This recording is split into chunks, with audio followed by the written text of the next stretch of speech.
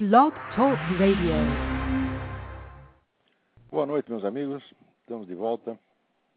Eu queria, antes de tudo, responder aqui um e-mail que eu recebi do Davi Reis de Oliveira.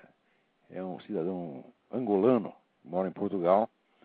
E ele me manda aqui um artigo. Infelizmente, eu não vou poder lê-lo inteiro, mas é um artigo muito interessante, observando a reação aqui dos americanos nas cidades afetadas pelo tornado. Um tornado monstruoso que destruiu a cidade inteira. Até o cidadão do funcionário do correio dizendo: não sobraram nem as caixas do correio, vão entregar o correio na mão, pessoa por pessoa. E então aqui o Davi observa que a reação de cada cidadão ali é o seguinte: vou recomeçar antes que chegue ajuda, vou tentar recomeçar por mim. E daí ele diz: mudemos de continente e ponhamos idêntica a situação na Europa. A resposta, o encaixe, a predisposição típica seria essa? Com certeza que não era. Por aqui, por essas bandas, a predisposição seria, em primeiro lugar, para a reivindicação à proteção do Estado, dos organismos públicos, das organizações humanitárias internacionais, do Diabo a quatro. Sabe, você tem toda a razão, Davi. É muitíssimo bem observado. Aqui, os americanos estão acostumados às dificuldades, à violência da natureza. Tem muitas cidades aqui que já foram derrubadas e reconstruídas várias vezes. É um povo de uma tenacidade formidável que não fica esperando ninguém vir ajudá-lo. E o pessoal europeu está cada vez mais incapaz de reagir assim. Agora, do Brasil, nem se fala, né? Ninguém pensa em fazer nada por si mesmo. Até a iniciativa pessoal considera um pouco imoral no Brasil, né? O certo é só esperar o Estado, o governo, e ninguém fazer nada por conta própria. Eu sugiro que vocês leiam este artigo, está no blog do Davi, que se chama pleitosapostilas.blogspot.com. Deem uma olhada, porque o artigo Face aos Tornados realmente está muito bem escrito e muito inteligente. Espera aí, parece que tem alguém na linha aí. Vamos lá. Quem está na linha? Maurício Andrade, de Belo Horizonte. Ô Maurício, tudo bem? Estou acabando de ver seu apelo aqui no seu site e estou impressionado. Parabéns, viu, Olavo? Você está fazendo uma coisa que não existe no Brasil. Muito obrigado. Não existe. Nós precisamos de ter forças aí conservadoras organizadas, tá? Para pelo menos colocar... Temos que acabar com o monopólio da esquerda, não pode ser só eles, né? Com certeza. Nós não queremos varrê-los do mapa, mas nós só queremos ter um lugarzinho para nós também. Vou te dar uma ajuda aí nesse apelo que você fez. Muito obrigado. Pergunta é simples, porque eu não quero tomar muito seu tempo, porque você tem muito a falar e acrescentar. Aqui há muito o que fazer. Eu acho fundamental a gente lutar para mudar a política norte-americana com relação à América Latina, que é muito responsável pelo que está acontecendo aí, desde o tempo do Jimmy Carter, né? Agora, é uma luta difícil, porque principalmente eu estou sozinho. O outro lado tem... Não está não, pode ficar tranquilo que você não está não. Agora, minha pergunta é simples, eu queria saber se você, isso que você está começando a fazer e está fazendo bem, tem alguma semelhança com o que de certa forma aconteceu nos Estados Unidos quando surgiu a rede Fox News. E eu fico impressionado às vezes aqui de ouvir um cara outro dia que eu comecei a assistir, o tal do Bill O'Reilly. O Bill O'Reilly é maravilhoso. Que senta o cacete na esquerda americana e, na realidade, ele não precisa fazer isso, ele só coloca o verme ao sol. Quando você coloca ao sol, o sol Pronto, se carrega do resto. Matou, exatamente. Exatamente. Mas, a gente olha, precisava ter um Bill O'Reilly na televisão brasileira, viu?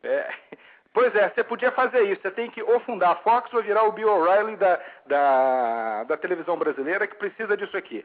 E eu só fiquei sabendo, já te conhecia antes do Manhattan, mas só fiquei sabendo do seu site e das suas coisas através do site do Reinaldo Azevedo, que realmente também é uma outra coisa muito boa que tem acontecido. É outra força positiva Brasil. Que tem no jornalismo brasileiro. Mas aos poucos está crescendo, porque você veja, 10 anos atrás eu estava totalmente sozinho no Brasil, agora não estou mais.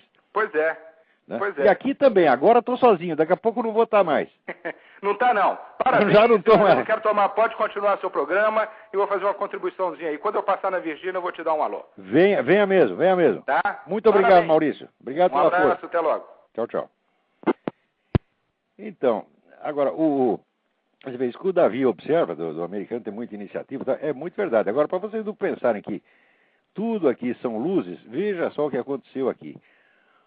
Um professor do Glendale Community College, no Arizona, Walter Kehowski, está ameaçado de demissão porque ele distribuiu aos colegas um e-mail contendo a mensagem de Dia de Ação de Graças de George Washington, de 1798. Então acharam que é um assédio religioso, quer dizer, um texto do fundador do país, né? O cara distribuiu lá as palavras de George Washington e está ameaçado de perder o emprego, né? Porque daí se move contra ele todo esse pessoal politicamente correto, que não perdoa nada, que são sempre fanáticos, eles estão sempre no ataque, sempre. Eles nunca vão dar sossego. Se alguém espera que seja possível haver uma convivência tranquila e democrática com essa gente, respondo eu, não é. Não é porque não é isso que eles querem. Eles querem não a democracia, não a concorrência leal, não o rodízio de poderes. Eles querem a destruição total de quem não concorda com eles. Eles querem simplesmente varrer do mapa quem não concorda com eles. Aliás, qualquer pessoa que tenha um plano global para a humanidade sempre será assim. Porque eu acho que o ser humano decente, ele sabe que ele não tem cabeça, não tem capacidade para pensar as coisas numa escala universal e ter uma solução para todos. Quem tem uma solução universal na cabeça é um bandido, é um assassino, já por natureza. É uma pessoa perigosa. Ora, o mundo seria muito melhor se não tivesse tanta gente tentando melhorá-lo. O que a gente tem que fazer é melhorar nós próprios, melhorar o nosso círculo de ação pessoal e agir dentro daquilo que a gente tem conhecimento e que a gente tem efetivo domínio. Esse negócio de querer reformar o mundo é sempre coisa de genocida. Então, com essa gente não é possível a convivência democrática. Então, já que eles querem nos destruir, bom, nossa resposta não pode ser querer destruí-los. Nós não vamos sair aí fuzilando pessoas que nem eles gostam de fazer, que nem vivem fazendo em Cuba, né? Mas nós podemos desmoralizá-los. Devemos desmoralizá-los a tal ponto que eles tenham vergonha de sair na rua. Se a gente contar tudo que tem para contar desses caras, tá certo? Ninguém vai nem querer olhar para eles. Olha aqui, eu vou dar aqui um exemplo. O meu amigo Luiz Afonso colocou no site dele, Contra a Maré Vermelha, que é um blog, againstred.blogspot.com, tá certo? Ele colocou lá um link para um vídeo que está no YouTube, em que um desertor da KGB, em 1984, explica que a ideia popular de que a KGB é um órgão de espionagem é muito errada. Ele diz que a quase totalidade das atividades da KGB é uma atividade de subversão ideológica, quer dizer, de penetração profunda nos meios de comunicação do país adversário, nos meios de comunicação, na mídia do país adversário, mídia, cinema, show business, etc., tudo, tá certo? E criavam uma política de desmoralização do país. E dizia ele, em 1984, que àquela altura o trabalho já estava praticamente realizado. Isso quer dizer que pelo menos metade da opinião pública americana, as convicções que essa gente tem são exatamente as que a KGB tinha começado a inocular aqui desde 1950. Dizia ele, então, que já era mais de 3 décadas desse trabalho, tá certo? Sobretudo através, vamos dizer, do show business e também da mídia. A opinião média do New York Times hoje é a opinião da KGB. E vocês não pensem que, com o suposto fim da União Soviética, a KGB parou de agir.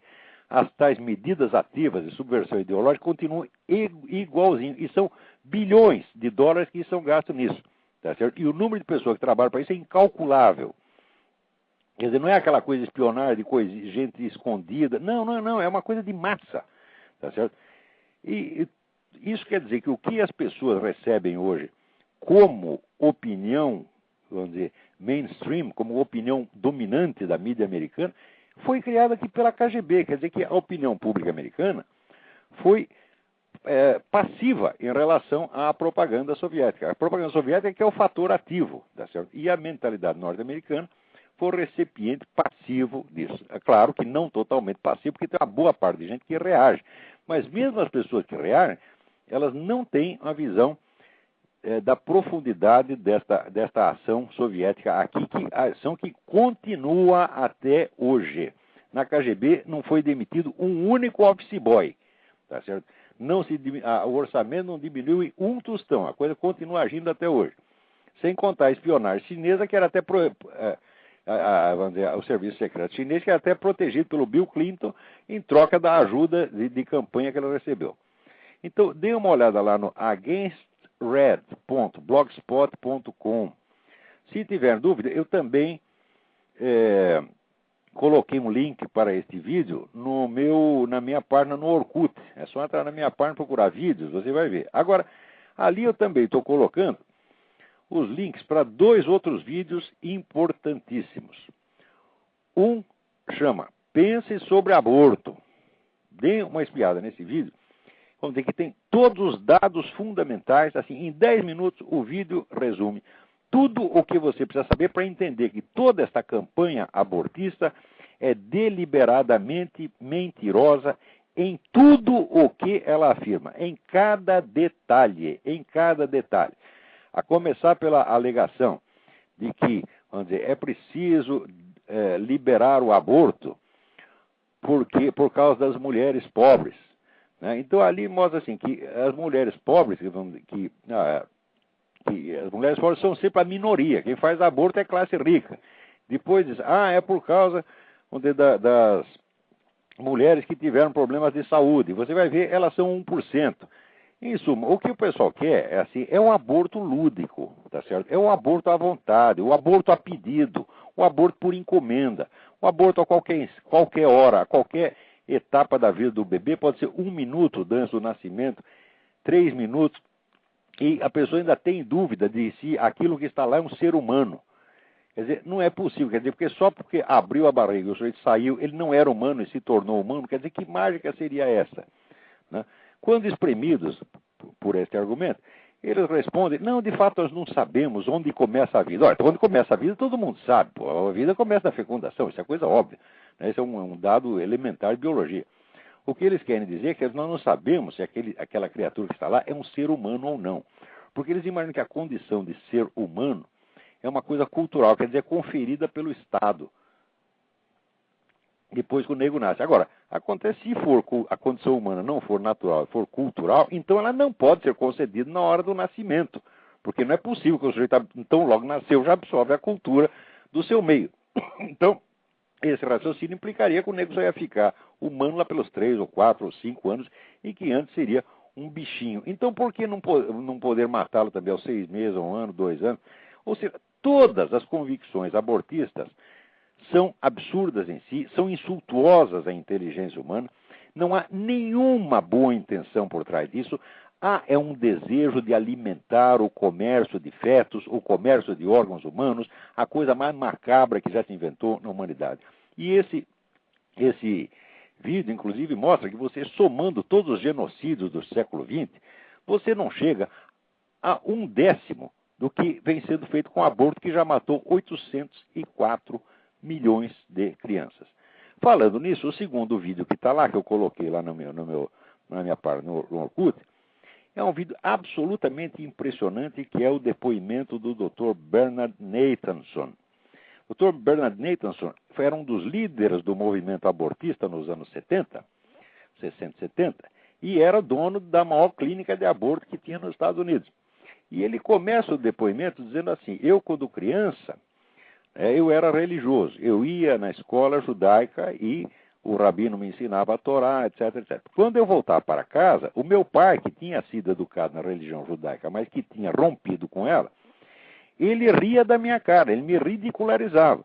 E de tanto ele fazer isso, eu fiquei inibido de ter religião e acabei me tornando ateu. Mais tarde, quando entrei para a medicina, entrei para esse negócio do aborto, né, eu me tornei o quê? Eu me tornei um assassino em massa, eu me tornei um genocida, porque eu fui responsável pela morte de 75 mil crianças inocentes.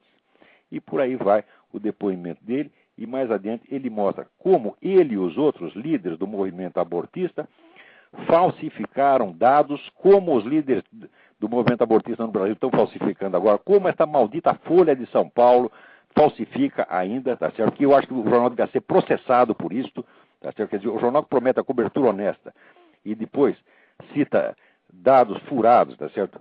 Propositadamente falsificados pelo um órgão americano, dizendo que tem mais de 1,5 milhão de aborto clandestino no Brasil, quando na verdade não chega a 200 mil. Então, o jornal que faz isso, você tem que dar uma queixa na delegacia do consumidor, porque isso é propaganda enganosa.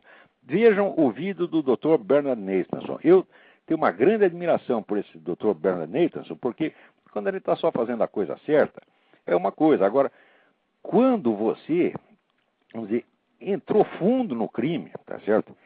E de repente você toma consciência do que você fez, é preciso uma coragem extraordinária, é preciso uma inspiração divina, tá certo? Por nego confessar o que fez e, vamos dizer, sair lutando para corrigir o mal que fez. Esse Dr. Nathanson é um grande homem. Muito bem, vamos aqui responder mais alguns e-mails. Peraí, tem gente na linha aí, vamos lá. Alô? Alô, Olavo? Eu? É o Márcio Davi de Brasília. Ô, Márcio, tudo bem? Tudo bom. Olavo, é uma dúvida que tem a ver com isso que você acabou de falar agora também. É a respeito da Ayn Rand.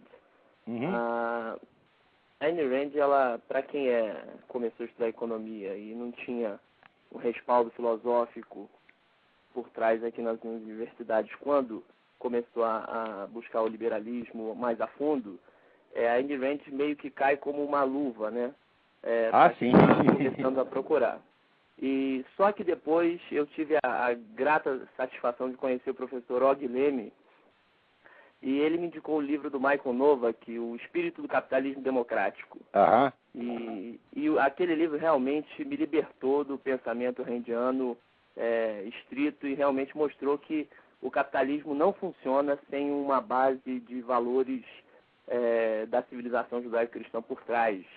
Não tem nem como comparar a Ayn Rand com o Michael Novak. O Novak é um filósofo sério, um homem consistente.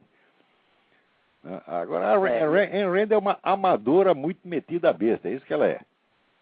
Pois é, mas aí a minha questão é a seguinte, não falta, queria que você colocasse a sua posição, não falta aqui no Brasil também uma maior divulgação desses outros filósofos e pensadores liberais conservadores, porque a minha análise do disputacho aí com o Rodrigo Constantino é basicamente porque ele começou de trás para frente com viés, entendeu? Exatamente.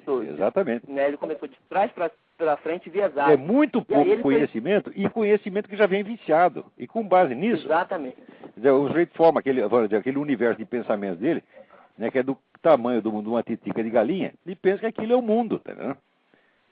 Mas ele não é, eu acho que ele não é exceção, porque eu conheço, eu fiz economia na PUC também, e a turma lá que lamento reconhecer que você tem razão, eu sei que tem muita gente aí que entrou nessa.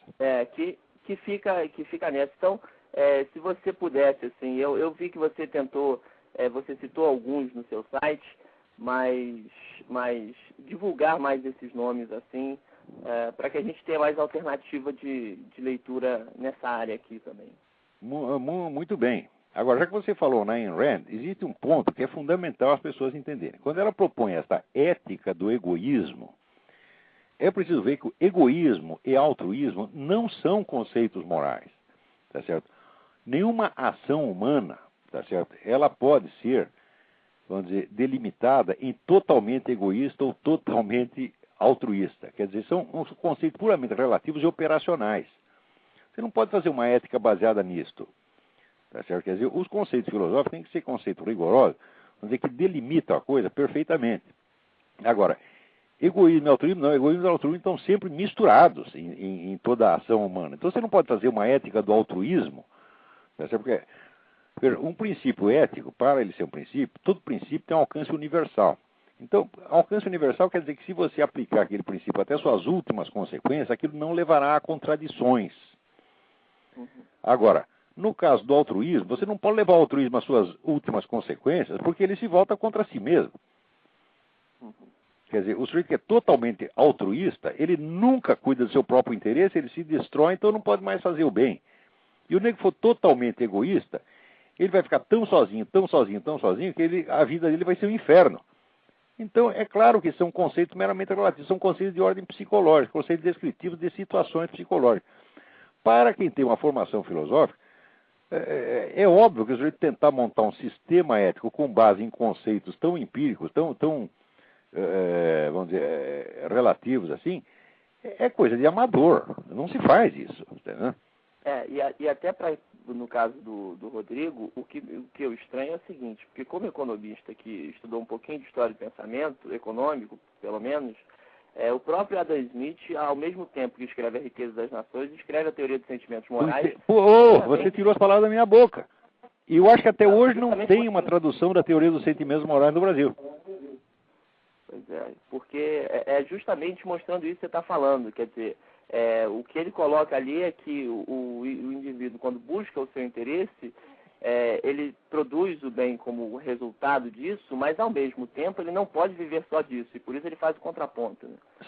Certamente. Você veja, o Adam Smith representava a corrente majoritária do iluminismo inglês, que realçava a importância dos elementos morais, e até realçava que o conhecimento moral é uma coisa inata no homem, era um dom inato no homem.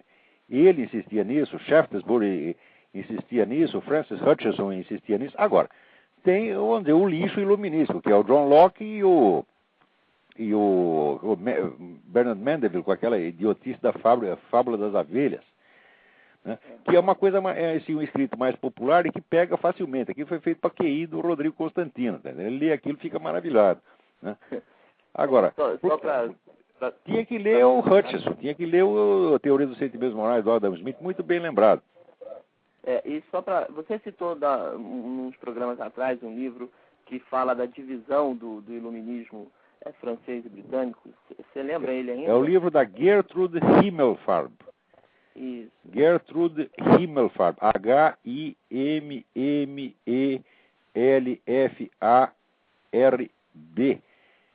Ela era esposa do Irving Kristol, que foi um dos grandes teóricos do conservadorismo aqui nos Estados Unidos. Uhum. E ela escreveu uma série de livros muito, muito importantes. Agora, tem outros autores dessa área que, por exemplo, o Russell Kirk, ninguém pode deixar de ler o Russell Kirk. O Russell Kirk é um pensador sublime. Se você quer ter ideia do que é a elevação moral que está dentro da ideia da democracia capitalista, o Russell Kirk é, como pessoa e como autor, uma espécie de encarnação disso. Porque é um escritor de uma nobreza, de uma elevação de sentimento que dá gosto você ver. Agora, eu acho que não tem nenhum livro do Russell Kirk traduzido no Brasil, e naquela porcaria daquele dicionário crítico do pensamento da direita, feito pelo seu Emir Sader e outros bocó de mola que nem ele, não é citado nenhuma vez.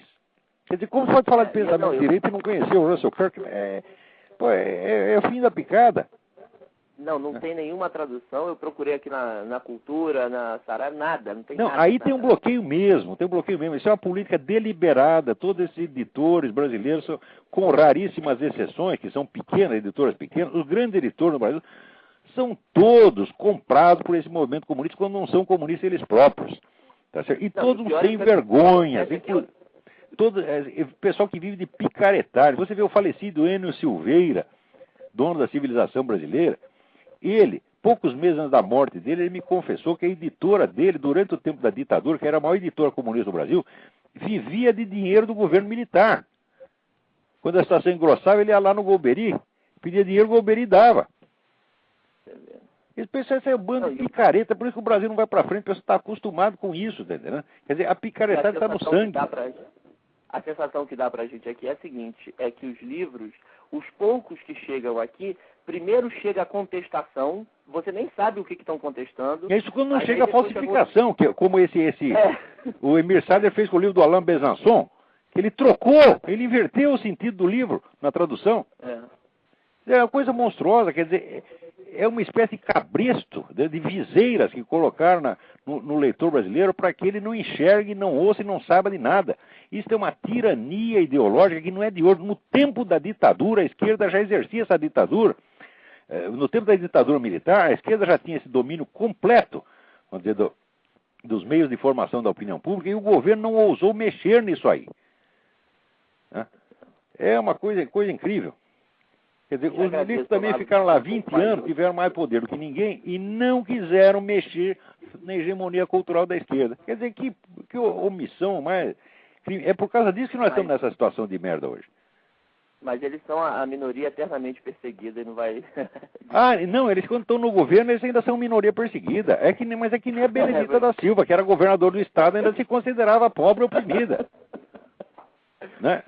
Olavo, obrigado aí por tudo, parabéns. Obrigado eu pelo apoio. Volto sempre. Um abração.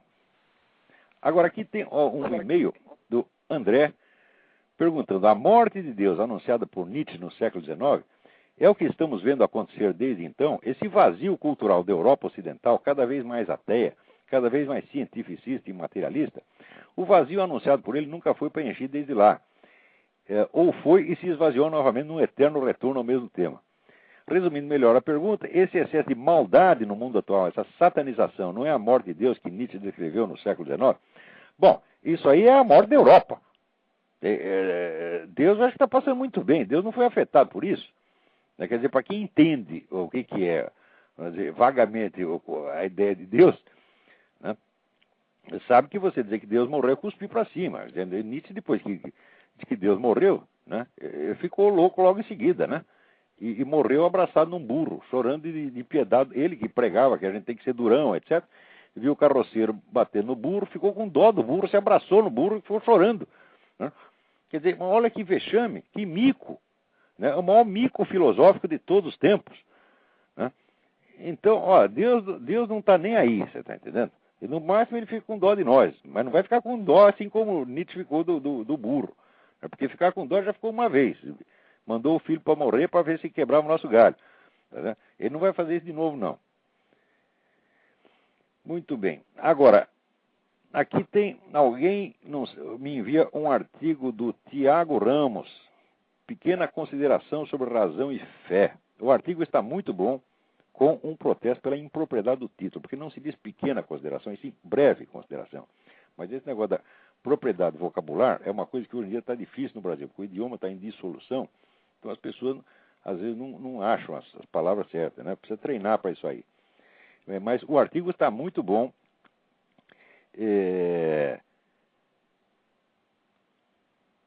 Esse é um artigo sobre a Bíblia, quer dizer, o que é exatamente a Bíblia, e ele, usando aqui ideias que ele teve do Donoso Cortés, Juan Donoso Cortés, que foi um grande escritor conservador espanhol, e do Eric Voegelin, dá aqui uma explicação muito boa. Não vou poder ler o artigo inteiro, evidentemente, mas vou dar aqui o endereço. É www.folhasdispersas.blogspot.com. Tiago Ramos. Muito bem, Tiago. Vamos ver o que tem mais aqui. Agora, aqui, o Lopes me escreve aqui uma carta muito inteligente, com muitas citações interessantes. Eu também não vou poder ler inteira, porque, pelo amor de Deus, não me enviem carta comprida, porque eu não posso ler inteira, não dá. Né? Mas ele diz aqui, ele explica por que, embora ele seja anticomunista, ele não se sente persuadido a incrementar as fileiras conservadoras. Tá certo? Então, ele cita aqui vários trechos célebres, ele encontrou aqui no Bhagavad Gita, né, no Nietzsche, no Schopenhauer, várias citações contra a família, tá certo? E ele diz que como a Igreja Católica fomenta a família, né, ela, na verdade, ela pode criar uma espécie de politicamente correto em cima do outro. Algumas dessas citações, por exemplo, ele cita aqui o Bhagavad Gita, né, onde Arjuna, né, o herói da história, Arjuna, se enfrenta com a família, os inimigos dele saem da própria família. E então, quando ele fica com dó dos parentes e não quer matá-lo, aparece Krishna e disse, né, que essa fraqueza era indigna de um guerreiro, que ele tinha que se levantar e matar os parentes mesmo. Bom, muito bem. O Bhagavad Gita é uma imagem da alma humana, tá certo? Existem algumas exegeses maravilhosas sobre isso, entre as quais uma que eu não me lembro exatamente de que livro está, mas se você procurar o livro do Martin Lings, você encontrará uma belíssima explicação. Quer dizer, esses parentes, né, em guerra são todos os componentes da alma humana, e alguns têm que ser liquidados mesmo. Quer dizer, alguns podem ser reaproveitados, mas outros têm que ser cortados. Quer dizer que isso aqui não é um apelo a que você mate fisicamente os seus parentes. Depois, na citação aqui do Nietzsche, né, ele diz: o filósofo tem horror ao casamento e a tudo o que a ele poderia conduzir. Qual grande filósofo foi casado? Heráclito, Platão, Descartes, Spinoza, Leibniz, Kant, Schopenhauer não foram. Mas ainda não podemos sequer imaginá-los casados. O filósofo casado é coisa de comédia. Né? E aí vai. Bom, aqui, espera um pouquinho. Filósofo casado foi Aristóteles. O maior dos filósofos foi casado. Ainda pior, casou 2 vezes, porque ficou viúvo e uma vez só não bastou. Casou de novo. E se você vê, vamos dizer, o testamento que Aristóteles deixou, né, dividindo os seus bens entre seus parentes, seus amigos, os seus protegidos, etc., etc., você vê o profundo carinho que esse homem tinha, né, pela sua família, até pelos seus escravos, que ele tratava como amigos e a quem ele libertou, legou propriedade para eles. Então, eu digo, olha, o maior dos filósofos foi casado, e se os outros não foram, quer saber? Fodam-se, eles não sabem o que estão perdendo. Família é muito bom, é muito bom. Dá trabalho e custa dinheiro. Aqui nos Estados Unidos tem um ditado: não constitua família se você não tem dinheiro para pagar as fraldas. Tá certo? Então, mas se você tem algum dinheiro para pagar as fraldas, então constitua a família assim. Desse exemplo que Nietzsche cita, por exemplo, Kant e Leibniz, tá certo? Não se casaram por motivo de saúde. Eles não tinham saúde suficiente, né, para ter que sustentar uma família e ficar lá transando com a mulher. E o Kant, na primeira transada, ele ia morrer. Entendeu?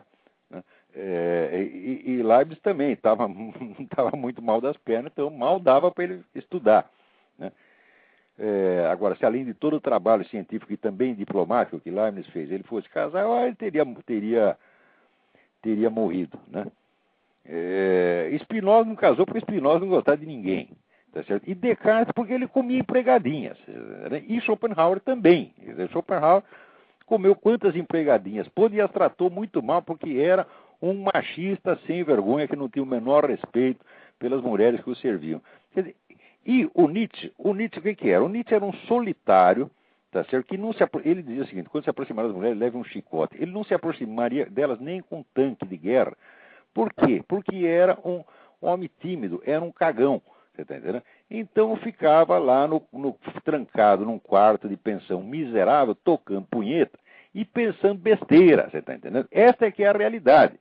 Então essas pessoas são imaturas. Tá certo? Eu, quando quero aprender filosofia, eu vou procurar um homem adulto, quer dizer, um homem adulto que nem Aristóteles, tá certo? Que sabe o que está falando, tem experiência da vida, tá entendendo? Os outros, perto de Aristóteles, são tudo crianças, tá certo? Com exceção de Platão, que foi, vamos dizer, o mestre dele. Né?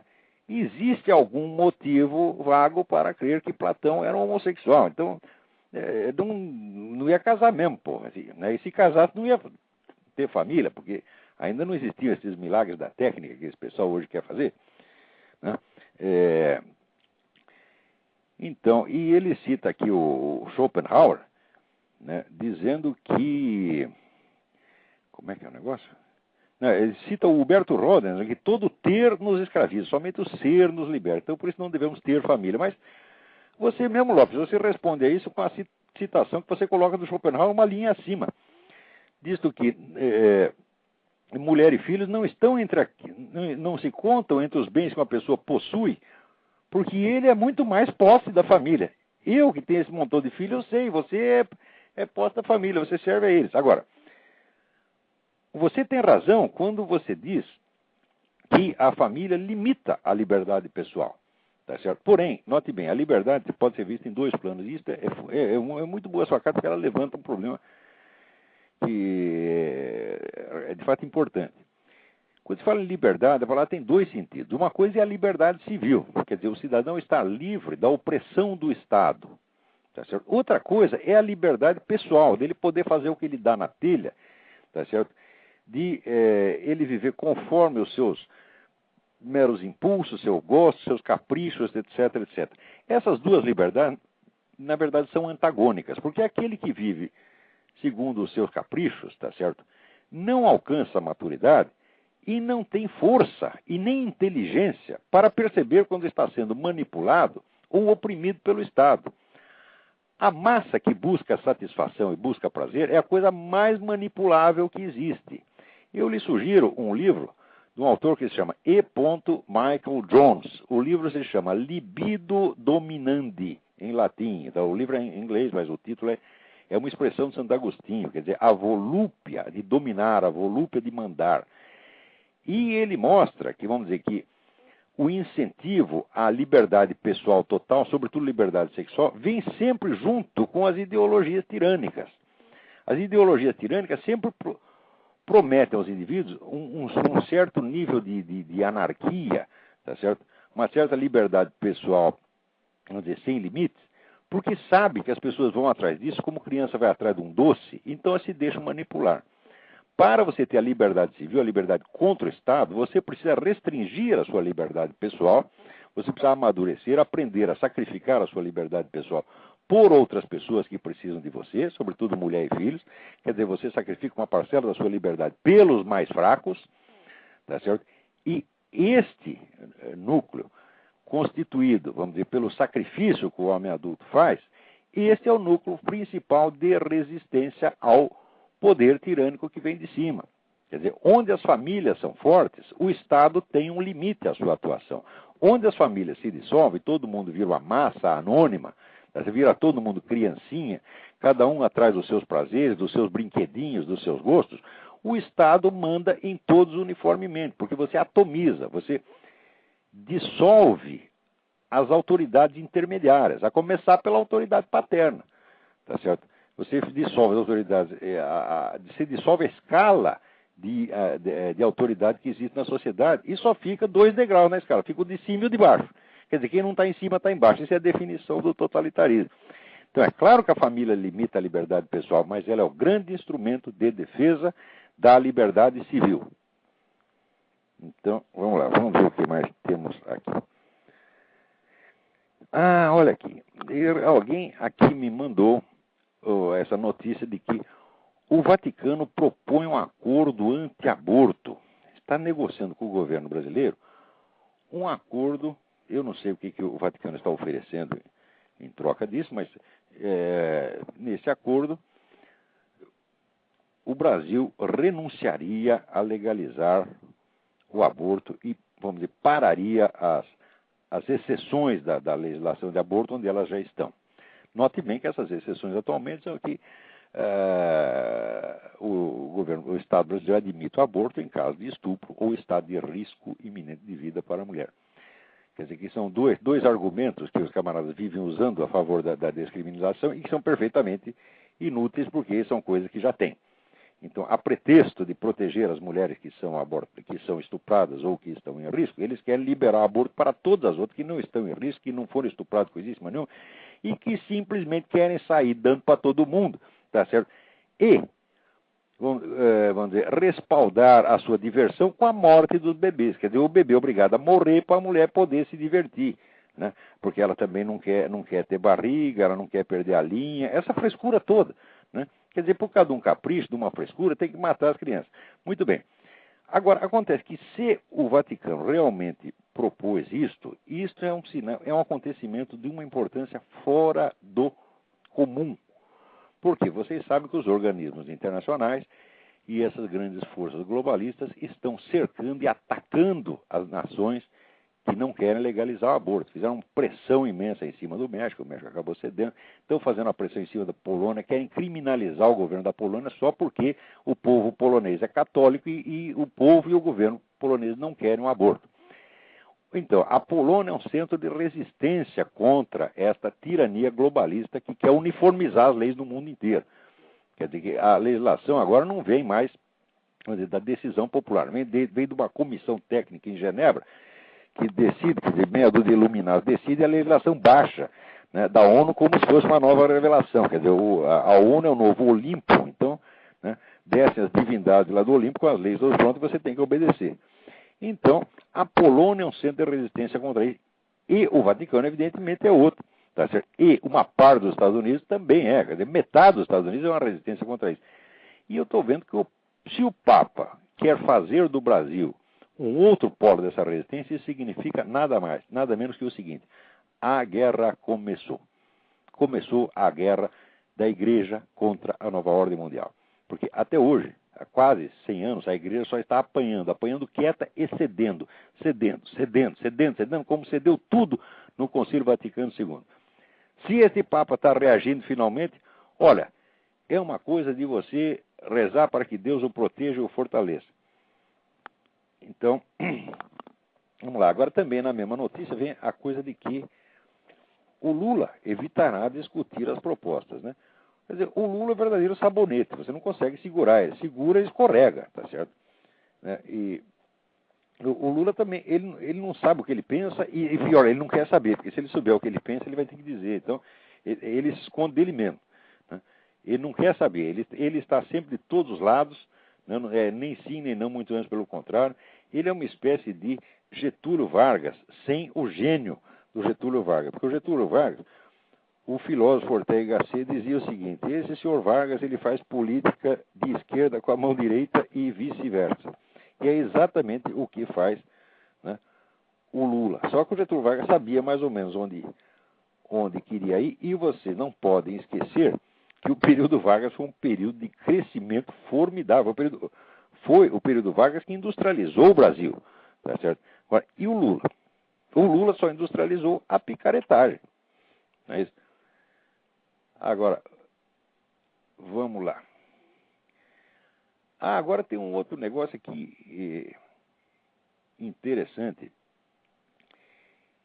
que o deputado federal Luiz Bassuma, que é da Frente Parlamentar contra o Aborto, né, ele está realmente se opondo, vamos dizer, enfrentando bravamente a pressão majoritária do seu partido, porque eles são loucos por aborto, eles adoram esse negócio de aborto, né?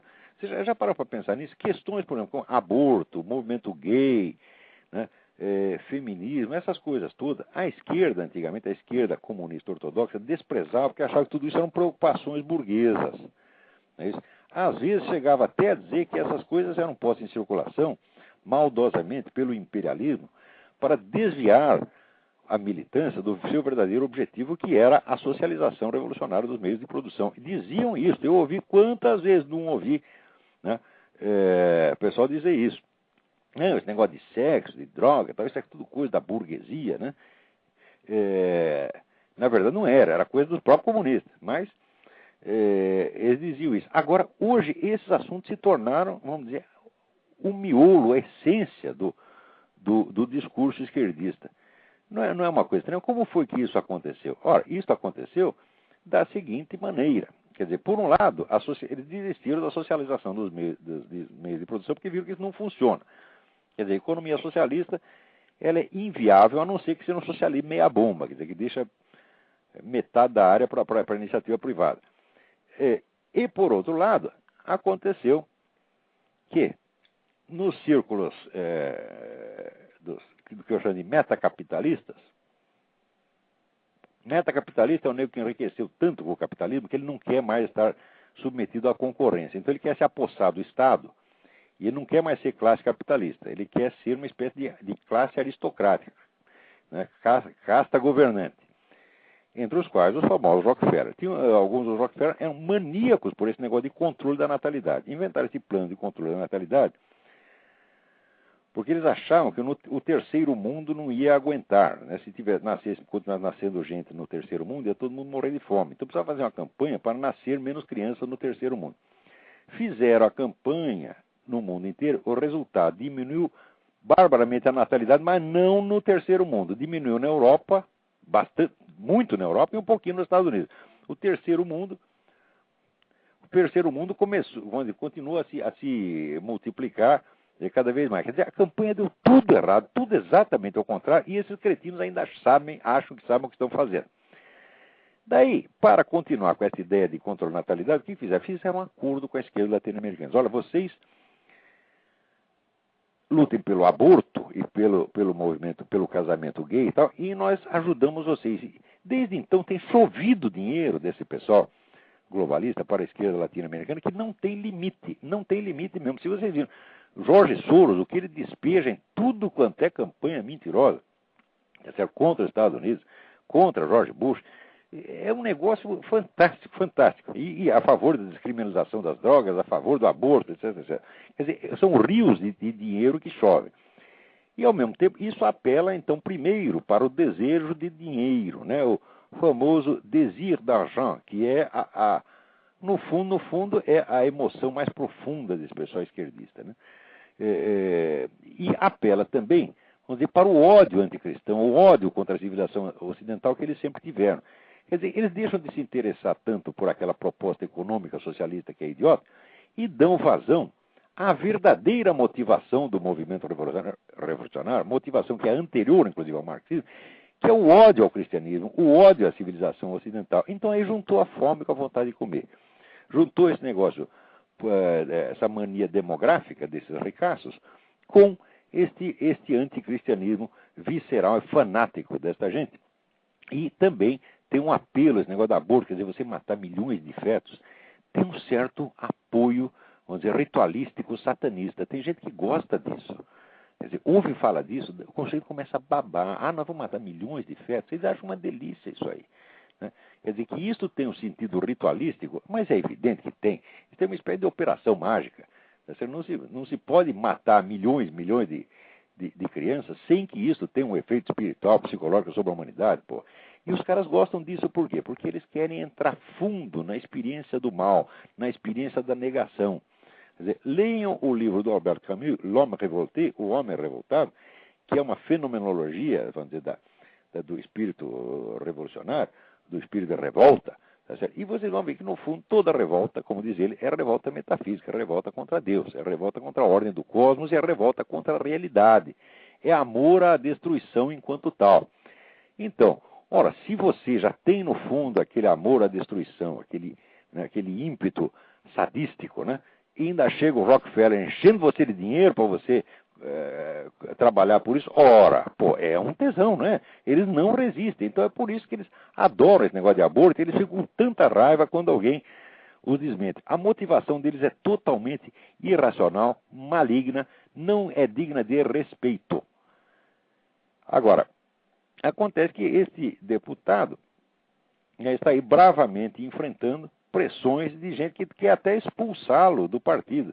E aqui tem um artigo que saiu no Correio Brasiliense dizendo que ele é contra porque ele é espírita. Não é isso? Então, ele, como o espírita absorve a parte da doutrina cristã, então ele é contra o aborto por causa disso. Agora, se eu fosse espírita, também seria contra o aborto. Por quê? Porque o nego é abortado, ele reencarna petista. Tá entendendo? E isso é o pior de tudo, né? Ou seja, ficar com tanta raiva de ter sido abortado, que ele diz, vou voltar e vou entrar no PT. Tá certo? Então, muito bem. Parabéns aí ao deputado Luiz Bassuma. Coragem, desculpa a brincadeira. Coragem, vai em frente. Vamos lá. Que mais temos aqui? Vocês viram esse negócio da França? Quer dizer, o pessoal realmente não gostou do resultado da eleição. E esquerdista é assim. Eles dizem, nós queremos a democracia, nós queremos o voto popular, etc. Nós temos o voto popular, eles perdem e saem quebrando tudo. Quer dizer, a eleição, mas não é eleição. É eleição, mas só eles podem ganhar. Você votou no outro, não pode. É eleição, mas não pode, só pode votar num lado. E sempre foi assim, e sempre será assim. Quando é que vocês vão entender que esquerdista é maluco mesmo. O esquerdista tem um parafuso a menos, e é gente perigosa. Esquerdista não é normal, meu Deus do céu. Se esquerdista fosse normal, teria existido esquerdista ao longo de toda a história. E o esquerdismo não existia esquerdismo, quer dizer, veja, milhões de pessoas, cada uma delas achando que tem a solução dos problemas do mundo na cabeça e que tem que matar quem não concorda, isto nunca existiu na história humana em civilização alguma. E isso foi uma coisa que foi aparecendo lentamente na Europa, primeiro com grupos minoritários, grupos heréticos dentro da igreja, foram se rompendo com a igreja, inventando o cristianismo deles, o cristianismo no qual eles mesmo eram o Cristo, né, o Cristo que vinha punir os maus e premiar os bons, cada um deles se achava habilitado a isso, mas no começo eram grupos pequenos. Aos poucos isso foi alastrando, e foi a partir do século XVIII que isso virou um movimento de massas, quer dizer, eram seitas ou gnósticas ou outro tipo de heresias que se tornaram um movimento de massa. E é um fenômeno exclusivamente moderno. Então é uma coisa anormal, porque aquilo que é normal no ser humano existiu desde sempre. Nós somos iguais, tá certo? Aos homens de todas as épocas e de todos os lugares. Pode ser no século V a.C., no Egito, né? na Patagônia, na China, no Raio Parto, o ser humano ele tem uma estrutura permanente que permite que nós nos reconheçamos por trás das nossas diferenças meramente culturais, históricas e epocais. Tá certo? Quer dizer, a condição humana é a mesma e permite o reconhecimento. Tá certo?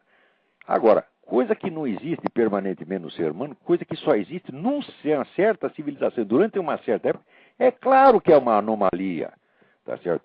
Então, esquerdismo é uma doença espiritual. E olha, eu estou cada vez mais achando que não é só uma doença espiritual, estou achando que é uma doença psicológica no sentido clínico, no sentido clínico da coisa. Já existem alguns estudos que estão cada vez mais me levando a essa conclusão. Eu tenho lido umas coisas aí, depois num programa futuro vamos comentar isso aí. Muito bem. Agora, o meu amigo Carlos Granier, jornalista venezuelano, ele escreve aqui um artigo sobre o projeto do etanol, que diz que o acordo, né, para a produção do etanol resultou num desastre diplomático para a dupla Castro-Chaves e numa das tragicomédias mais assombrosas da história regional, nas quais a dupla perdeu frente à coalizão de países que têm interesse em desenvolver essa opção energética. Bom, é verdade.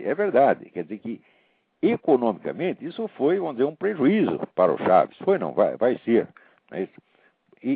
Mas eu não creio. Até aí está certo, mas talvez o Granier esteja sendo um pouco otimista demais ao acreditar que isso é realmente uma ruptura dentro da esquerda latino-americana, né? Apesar do discurso do Fidel Castro, discurso que não faz sentido, porque ele diz, não, nós temos que plantar alimentos e não combustível, né? Isso aí é o fim da picada, porque produzindo etanol, o pessoal vai ganhar muito mais dinheiro, tá certo? Vai poder comprar muito mais alimento, e ela vai poder produzir também muito mais alimento. E, aliás, o próprio Fidel Castro sabe disso, porque antes eles mesmos eram entusiastas desse negócio do etanol, agora de repente mudaram de ideia, eles são dois palhaços mesmo. Mas eu não creio que isso seja uma ruptura profunda e efetiva na esquerda latino-americana. Por quê? Porque eles têm planos estratégicos comuns desenvolvidos ao longo de 50 anos. E essa questão do etanol é um interesse nacional brasileiro. Isso é bom para o Brasil, tá certo? Olha, o Lula não é contra o interesse nacional, mas acontece que o interesse nacional é a prioridade 2. A prioridade 1 é o poder da esquerda latino-americana, ele incluído. Ele não pode romper a unidade da esquerda latino-americana, senão ele está ferrado. Ele está ferrado, em primeiro lugar, politicamente, que o pessoal da esquerda vai fritá-lo. E pode estar ferrado até fisicamente, que o pessoal da Farc lhe manda dar um tiro na cabeça e babau, acabou-se o Lula, tá entendendo? Quer dizer, isso não é brincadeira.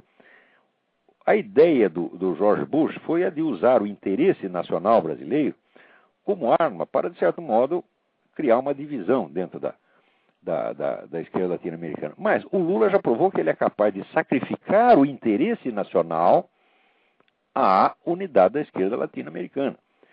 Então, toma lá da cá. Recentemente, no caso da Bolívia, ele sacrificou o interesse nacional pela unidade da esquerda latino-americana. Agora ele está em condição de barganhar. Chega lá e fala, peraí, agora chegou a vez do Brasil, o Brasil também tem que ganhar um pouco, não é só vocês que ganham. Tá? E eu acho que o Chaves, apesar de todo esse show que ele está fazendo, Chaves e Morales, etc., são perfeitamente capazes de compreender e são capazes de negociar. No mínimo, são capazes de negociar. Por quê? Porque o dinheiro não é deles. O dinheiro é de quem trabalha. O dinheiro é da população sofrida, que esse pessoal acha que é deles. Porque eles acham que o Estado é deles, que ele pode fazer o que quiser. Tá certo? E que quem não concorda com eles, né, tem que ir para a cadeia.